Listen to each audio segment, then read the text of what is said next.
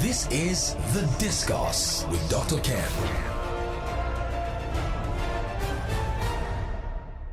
On The Discourse today, we have Widows' Rights and Empowerment, and my guest today is Hope Ifeyinwa Nwakesi. How are you, Hope? Fine, Dr. Ken. Thank you for having me. Let me take Hope's abbreviated profile. Hope Ifeyinwa Nwakesi is a public servant and a social entrepreneur. She is the founder and president of AGWADI, the Union of African Widows and African Widows Summit, Widows Advocacy Coalition in Nigeria.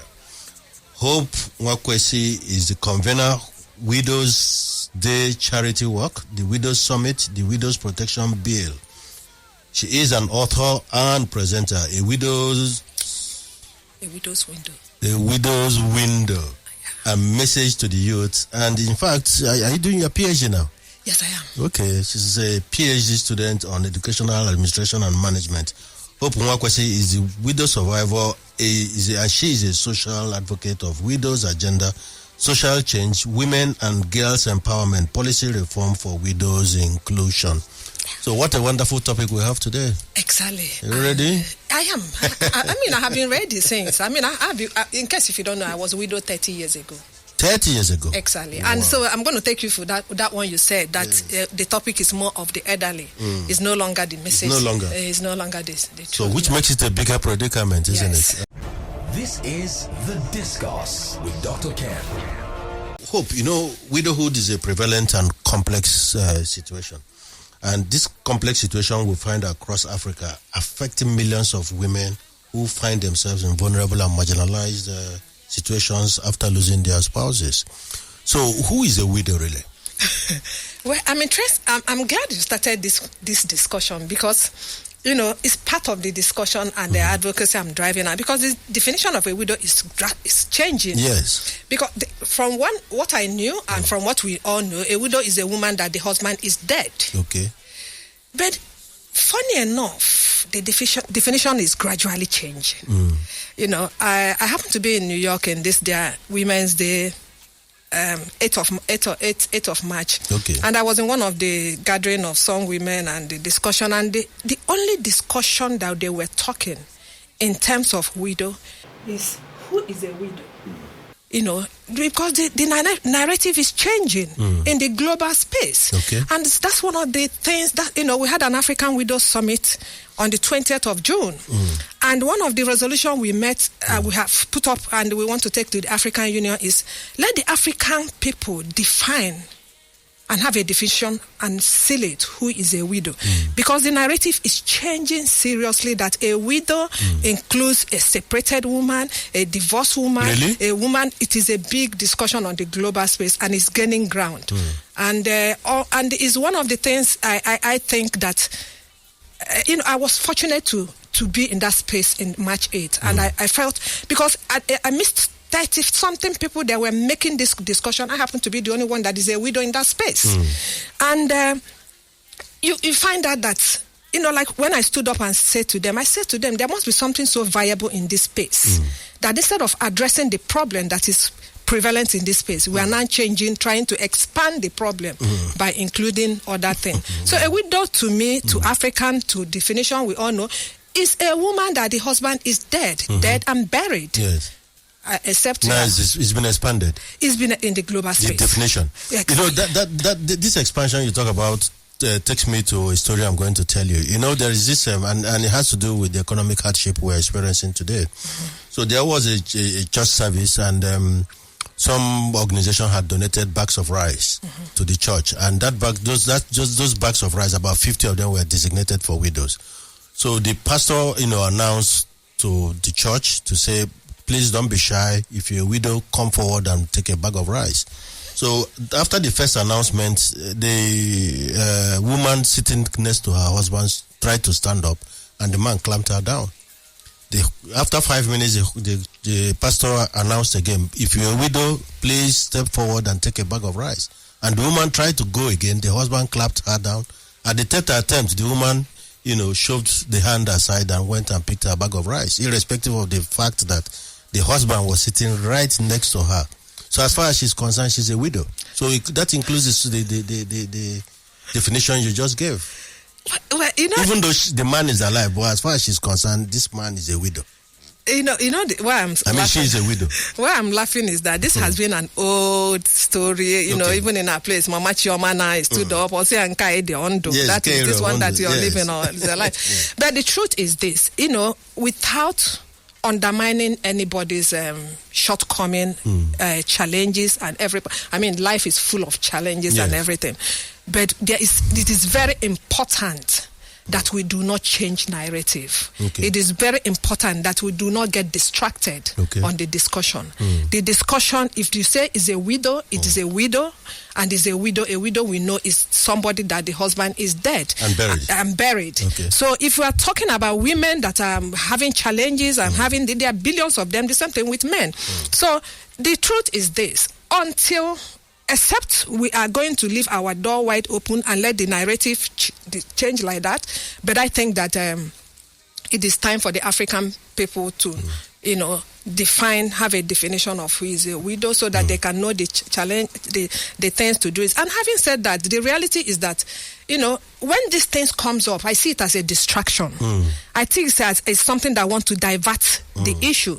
The issue is that when you come to African setting, a woman that have lost the husband, I remember the summit we had here, and the Professor Mogalo was part of a discussion. And, one thing he said there is that in our system, women are second class citizens.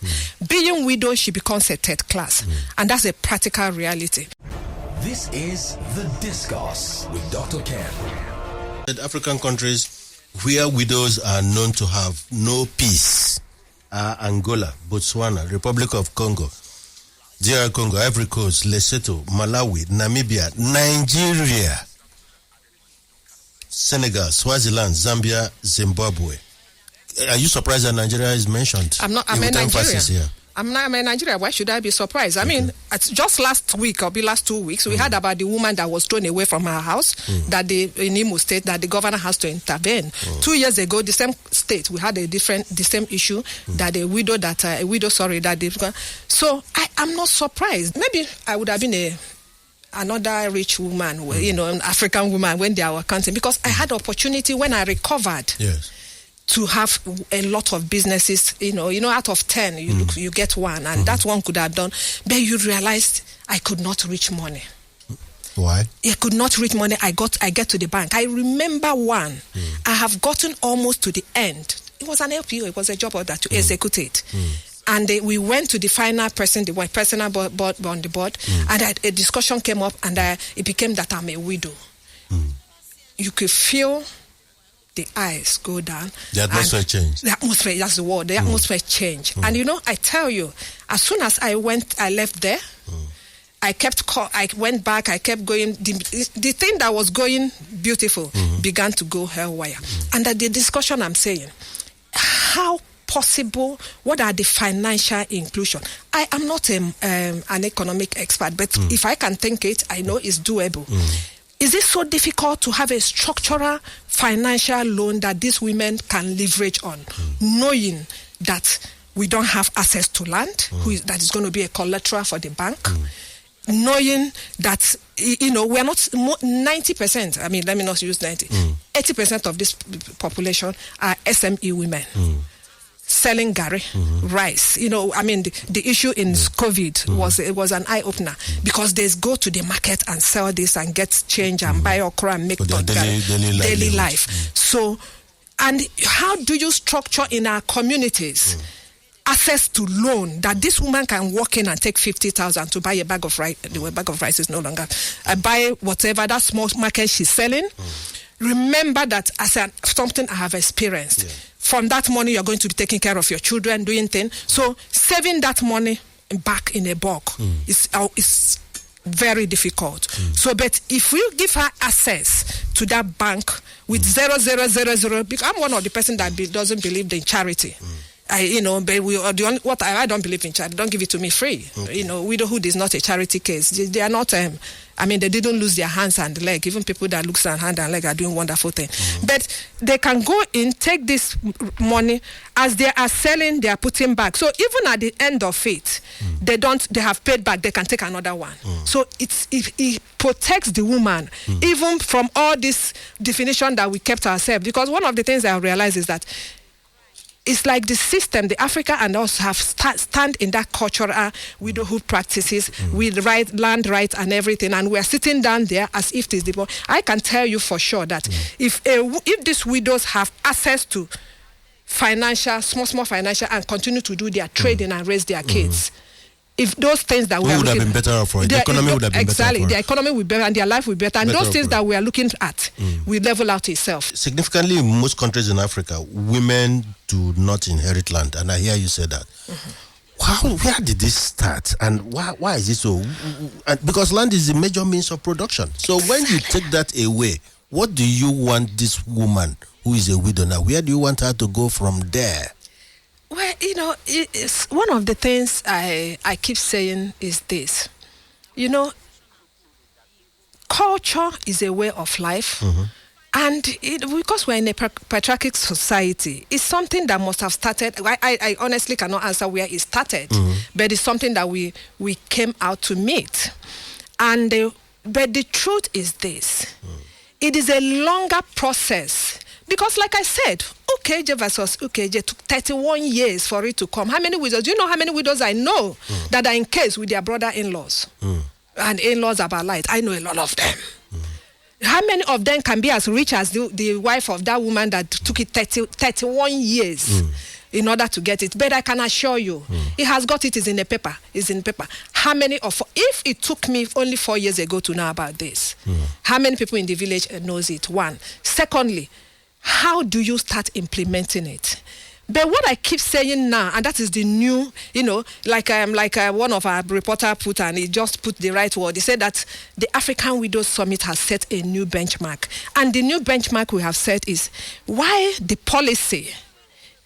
Because the reality is that you'll be surprised that if you go across the African country, including Nigeria, I told you I prepared the Widows Protection Bill, and these are all part of it. And I gave it to an honorable in the House, and they did everything in the last assembly, and from the last time I asked, because I wasn't even involved. And that's part of the discussion we are saying. Inclusion of widows. You cannot how do you make a meeting on somebody without the person being around?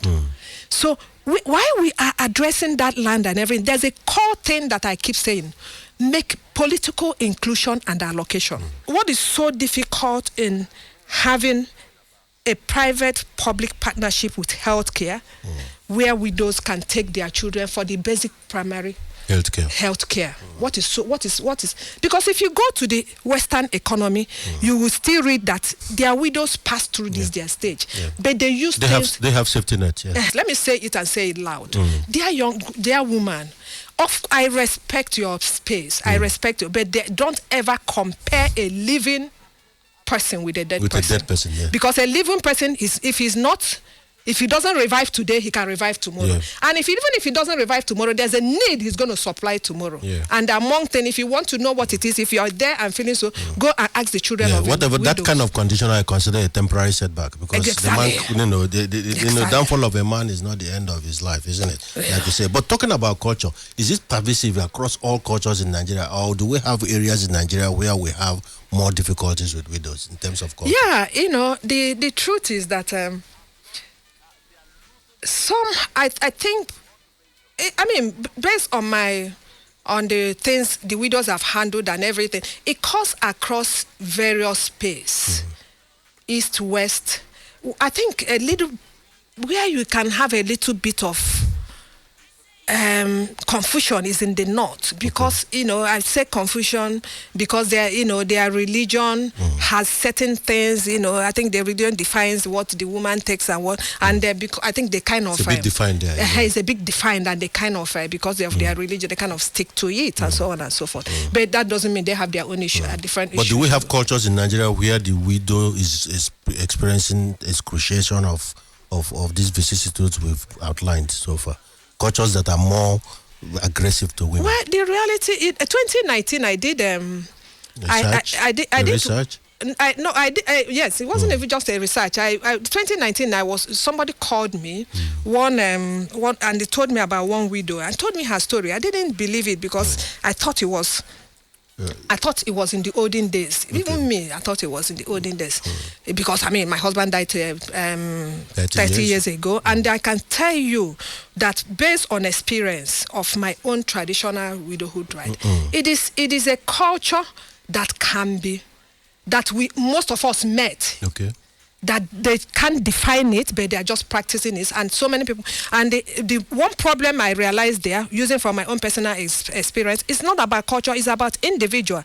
Because in the midst of my own, I had good and the bad. And unfortunately, the good were stronger and they stepped their foot down on some of those things. So I had the most liberal understanding from my in-laws in some of those cultures. But this lady, she's from Ibuzo, I think it's Ibuzo, yes. And she when I eventually reached her, she told me her story, and I put it on Twitter. In fact, that was how CNN Africa reached me. I tweeted on Twitter, and it went viral.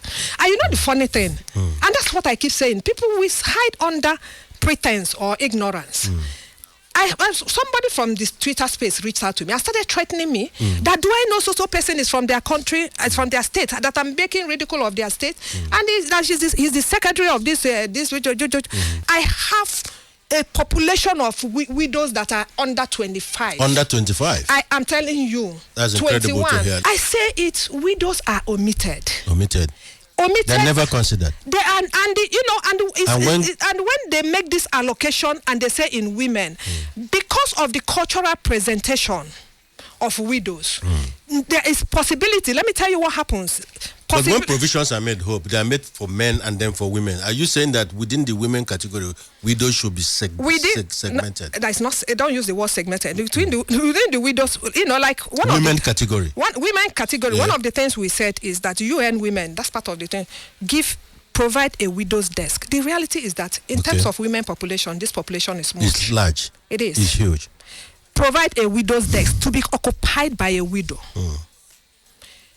In terms of allocation, because when you allocation, if you take, for example, you're giving out $1,000, that's small arithmetic, and you say out of $1,000, how do you now say, okay, let's $100, $200 goes to widows issue. You know what it does?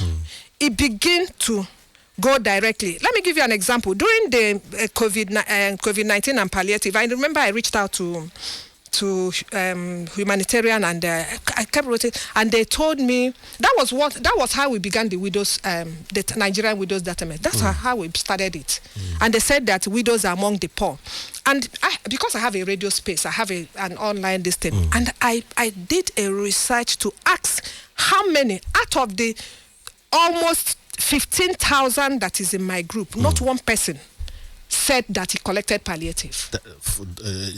That's incredible. Now, the statistics you've just given me have just staggered me, because when I think widowhood, and majority of people, when they think widowhood, they think those demographics must be in the older bracket. Oh, no. But you are saying now that we have huge population of even below 25 who are already widows. Plenty. A lot of them. And that's one of the things we are talking about. So why that takes me to this question, I hope, Ifeyinwa. So why, in your estimation, why do men generally die before their wives? I wrote an article about that too, because this thing, we keep talking. There's one woman in Linton that I love so much. Ify, shout out to you. She does men this thing. We can't do it all. The men were raised, including me. I didn't do a good job in raising. This is a cultural thing. Okay. The ego. Okay. I'm a man. Let me give you an example. When one of my radio program, I was talking a remarriage, and one man called. He was very angry. Don't you know that some women killed her husband? And he now gave an example that he had a friend, and the friend was out of job, and the wife who was working, he now borrowed is it 75,000 or something, and the wife continued to stress him to take it back, and he now went and they borrowed from another person. So in fact, cut a long shot, the man died. So, and I said to him, I can understand you're angry, but this is where we begin to make the discussion and begin to raise the next generation better. This thing that we have placed it, I have 3 daughters, and they are all married. One of the things, you can't tell me, we all have 2 hands, 2 legs. So young man, walk, let your wife walk, everybody. If anybody, the children belongs to the both of you. And I said to him, until we start raising the men, because you find that some men, macho, the chauvinism, ego, and they just feel. And so is that why they fall ill and die? They took it. And because, let me give you an example. Because of this nurture, we have now places that is man. But don't get me wrong, a man should be a man. Yeah. So don't say that I say a man should stop being a man. Okay. Because of this man. So how do you find the balance? When one breath, you don't want him to be macho, and the other breath, you say... No. It's macho does not, it means that you should, be a man, but... So is that where the pressure comes in? Because generally, with the statistics you've told me, it means there are a lot of men dying before their wife. Why is it so? It's the statistics of this our cultural... thing placed on men, because you find that too. I have to say it the way some of us too, women, like that example I gave you. Why should I now be on the man to go and borrow money? Why I'm working to go and now come and go to the external? You just have to. I have to tell my daughter, you can do it. It's nobody's. He doesn't have it to do it. So take the responsibility when your husband everybody, and that is why now the men too has to learn now to carry the woman along, knowing that you are in partnership. Okay, it's everybody. Don't carry the burden alone. Don't carry the burden alone. No. To democratize the space. Exactly. Fantastic. So, is there anything like widower? Because I checked my dictionary, I didn't see anything like widower. In fact, it is the British that's forcing it or not. If you go back to the Bible, Hope, in fact. Because the way the olden days and the Bible captured it, widow is clearly discussed in the Bible, and it's because men there were supposed to provide for their wives. So when the men die and the women don't have means of livelihood, that is where the concept, that thinking that, she has become a widower, she's disadvantaged came. So, but if there is anything like widower, any sympathy for this group, or is it just less burden category? Let me know. Why don't we sympathize with men who are widowers? Come on, with all the, anybody that loses somebody is in pain. Okay, but we don't talk about hold on. That aspect. The society and the life gives the men. Let me give you an example. I think it was 2 weeks ago or something. There's a bill that they are trying to pass again, and that's one of the things I say, widowhood should not be used for political propaganda. When you pass this bill, how do you follow it up and make it, disseminate it in the system? You just don't go to the house and sit down and make it, and they clap, you put it in your CV, and they put it somewhere in the shelf. The one that I put that have passed, they pass in terms of protection. Nobody did a follow up to make sure it's concluded. The house is starting another one, that is to give widows 5 months. 5 months in order to mourn their husband. Okay. And that 5 months, they gave men 1 month. They gave men 1 month. Why? Because men naturally, let's be honest with ourselves. Even me, I remember when my friend died, and my husband had died 10, 11 years after that, and I say, you have to go and get a wife after by the second year. And he looked at me and said, you unko. So why am I saying that? It's something that we have become a culture. Men remarry almost immediately. That's why when you're talking about women that stays in that space as being older, statistics have seen it that more population of women remain in old age are widowed. Why? Because they are that's another discussion for another day. The issue of remarriage. All these things are cultural manipulation that has, even though it's better in some of the culture in the West, there's better than the East, but it is gradually opening door. We have begun to make a discussion about it. And for the woman that acts in the villages, and that's the discussion we are saying. Okay. Universal. If you look at this summit concept note I wrote, I said, how do we have to begin now to think about how to provide a sustainable and universal empowerment? What does that mean? Sustainable and universal empowerment means something that everybody, be it in the most village, be it in the city, you can leverage on. And that is where we are talking about. What are the health policies, the health things that can be put in place? Because that can be accessed by anybody anywhere you are. What are the economic facilities that can be done? What are the housing plan in terms of how do you structure and put some sort of landing spot for these people? Education and so on. So, the 5 areas that we are talking about planning in terms of allocation and inclusion for widows is policy, education, economy, health, and housing. Okay. So how do we begin it? Tiny. It cannot happen overnight, but that is the only way. If other than that, the new victimization and exploitation that is growing rapidly in Africa is this new idea of charity, looking at widows from charity and leaving it in the hands of NGOs and CBOs and so on and so forth, and donors. If we should be more deliberate, should be more government policy than just leaving it to charity. If a government has a health care, donors now can begin to, this is giving 1 billion to this government inside their health care plan, so that that person in the village in Abakaliki and inside Ogun can leverage on it. Okay. That's good. So now, because I read through the summit you had in Zanzibar, and I saw that a lot was discussed there, and it included economic empowerment. They captured it, and there was financial inclusion, loans, grants, welfare. Exactly. These are the things you are talking about. Starting from the government. Yes, starting from government. Government is not. Let's not leave it for NGOs and CBOs like me. Government begin to do it so that these big donors and big whatever, and look at climate change. Plenty money are being spread in that space. If they have things like health care plan allocation, whatever the name is, the people that is their profession can design it out. And if climate change is putting on whatever billion, then I said they are putting on 10 million into the health care government of Nigeria. It becomes spreadable. Okay. So you are saying, let me understand, are you saying that widows should not be isolated? It should be within a framework that captures and the general well-being of femalehood and then women, so that within it, then the widows will be one of the things that the director of African Union said in her speech. Okay. The director of gender of African Union, and she's captured it well. Okay. He said that in terms of decision making, and these people must be represented, included, so that their issue can be captured. One of the things I put in my speech, which I said, starting from UN, give a desk to widows and let it be occupied by widows. Okay. African Union, Commission, give it. There'll be desks for widow too. If you at the UN. If you want to, how many widows are existing? No, but there are as many as there are widows. There are. No. I let us do this. Let's begin this research and see.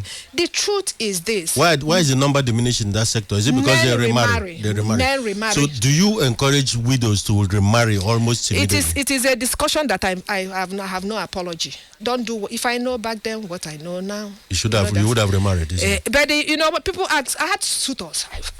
Out loud. I was 27 when my husband 27. died. Yes, and I'm not looking badly. Yeah. So I have suitors. You still don't even know. I can tell you. I have suitors, but that's what I see saying cultural manipulation. Okay. Because in my cultural, is it still there, especially in your culture? It's still there. Is there anything that is holding women back from remarrying? Is it culture? I have a young guy that called me from our side too. Thank God you're from. That he called me after that my program.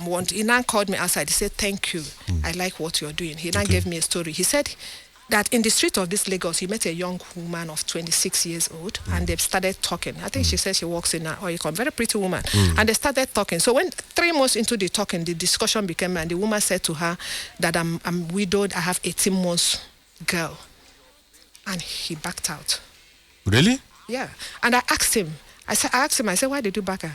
He said, who marries a widow? Let me tell you this thing. It is, if I talk about Ebola. Why is it a communicable disease that can be transmitted? Why would you run away from a widow? That is a mental manipulation. Or is it a transfer of destiny that if you marry a widow? Our culture will say to you, which will say, what are you looking for? What are you looking for? Stay for your children. So, as a young girl growing up, I kept hearing this. I'm a teacher. So they dissuaded you from... Stayed for my... No, that's what I'm telling you. As a young girl, nobody said it to me directly, but as a young girl growing up, I had this. Okay. And it became imbibed in me. I had suitor. I had a young person that was my late husband mate. Came all the way from America. And he was talking. I just looked at him as 419. I said to him, what will you say to your mother? He said that... he said, I have 4 kids. He said, he will say that I'm in love. I said, let me tell you what we do. And that is exactly what we do, what will happen. I said, the woman will start... If she's goes to church, she will double her church over different. If she doesn't, she will double the juju people, and that is a problem starting. The parents wouldn't have accepted that it was love. Even a widow in my space, when I talked about, she said, God forbid my son will not marry a widow. It's in my space. See me that way. That is that chassis. Is this kind of conversation? Do you get it even within the educated category of people? I mean, I'm talking about the space where we are talking about. This is what I'm telling you. The person that even said this in my space is in somewhere in Europe. But you do not. You know what I keep saying it. I'm a teacher. Okay. And I raised the foundation class, which is the children, which is the elementary and nursery. You know, when you give me a child, I use it as an example. When you give me a child of under 3 years for the first primary school, the first section we have 5 set this is what we do. And this is what we keep doing to the child every day, using different words until it becomes indoctrinated and it becomes learning. So you do not blame somebody that is carrying this ideology. It is what we are trying now to change. I see people that write me letter thanking me for making them change their ideology. So that's when it comes to that, it is, and that's where I hold media. The media is not doing a good work in terms of that information and education. If we want a change, school, I did in Anambra State. I did it for 3-4 years. I didn't have sponsor. I ignored it. Talking about this and using it and enter secondary school competition. You know, exposing them to do this discussion. Media, schools, and corporate body. We all owe it to ourselves to begin to pay attention and begin to talk about this thing, because as a teacher, that is the only way. And that from experience of what I have experienced, gone through yourself. Yes, what I have experienced with people this year. I have seen there's one that remarried. She wrote it on Facebook. He says, if not for me, because the first day I met her, she started church. I said, my dear, start to think about remarriage now. He said, Mommy, I said, start it. 2 years after she got married. And she has a baby now. Fantastic. I want more of such stories, because, I mean, people have to move on with their life, don't they? We want more of such places like this. The only way is how did it happen? Because I had a space with the Women Radio then to talk about it. Okay. Yeah. What is Almana Hope Foundation, and why was the Nigerian Widows Protection Bill initiated? Well, Amana Hope Foundation is the foundation I set up. You know, I started working in this space. I remember I said to myself, by the time I'm 50, this I'm going to do. Because let me give you a little bit of my story. When I came back, I happened to be a police widow.